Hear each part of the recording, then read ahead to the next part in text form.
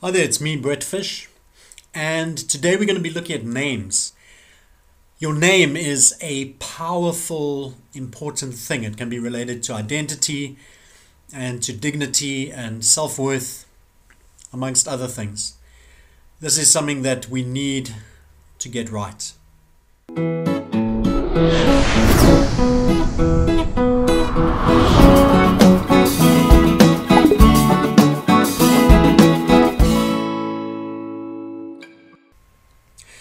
There's so many places across South Africa, in particular homes where cleaning happens or gardening or childcare, but also in garages and restaurants where people have been given easier to pronounce names. And typically what that means is that it's easier for white people to say them. And the way I tend to approach this, and this is a huge one for me, when I'm at the garage filling up with petrol and a black man comes to my car and his name tag says Eric, for example, I will ask him, do you have another name? And then I'll follow up with, what name would you like me to call you? And sometimes his name is Eric, but more often than not, there's another name. There's a Malawian name. There's a Nigerian name. And in that brief interaction, I will call him by the name that he chooses to be called by. And by choosing to use his birth name and not the easier to pronounce anglicized name, for that moment, what I'm doing is I'm interrupting the narrative that says your name is too hard for me to pronounce, or you are not worth the effort of me getting your name right. And this feels like an easy one, and it feels like such a vital one. And if a name is difficult for you to pronounce, it's likely because there are a string of syllables or sounds that you are not used to. And so just practice. Just practice in your own time and until you get it right. If we can say words like Rachmaninoff, entrepreneurial, and gratuitous, then names like Fazile, Babalwa, and Tobeko should be a cinch.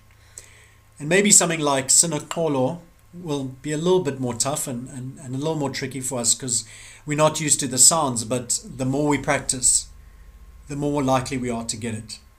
It does require a bit of work from us, but this is one of the easiest kind of low-level entry spaces for us to start doing better when it comes to race, calling people by the names they want to be called.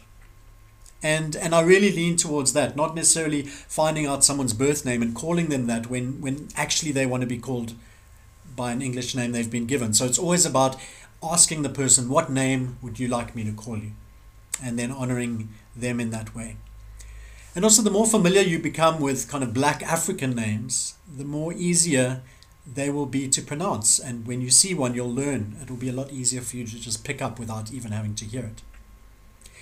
But this thing can go to a different level. And I just want to touch on this briefly. This is something we'll look at a lot more in depth later. But there is a time in this when something called intersectionality comes into play. And basically what intersectionality means is that there's an overlap, there's an intersection, there's not just one thing happening. And so we are dealing with names, we're dealing with race.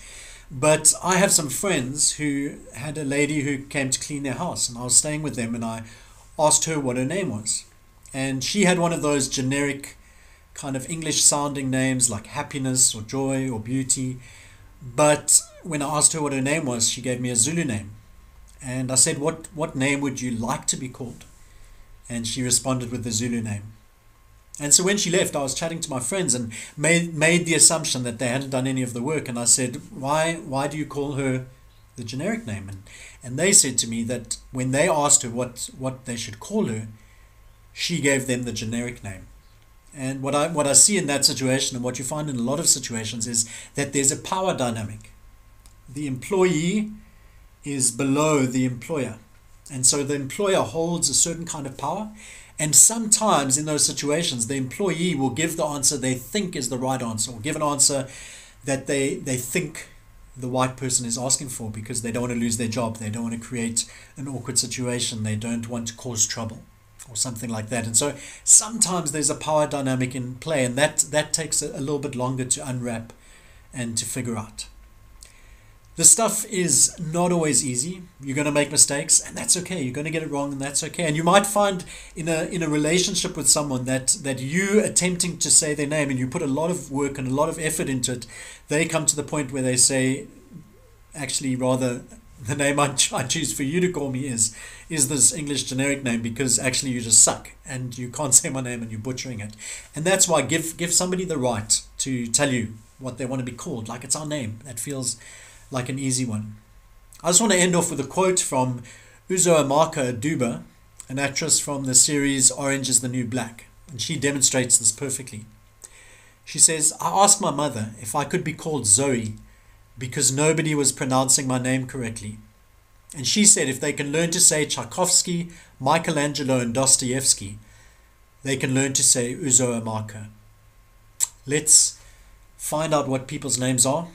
Let's work at pronouncing them properly. Let's do the work, let's do the effort, and let's acknowledge the dignity and the self-worth. Let's let people know, I see you.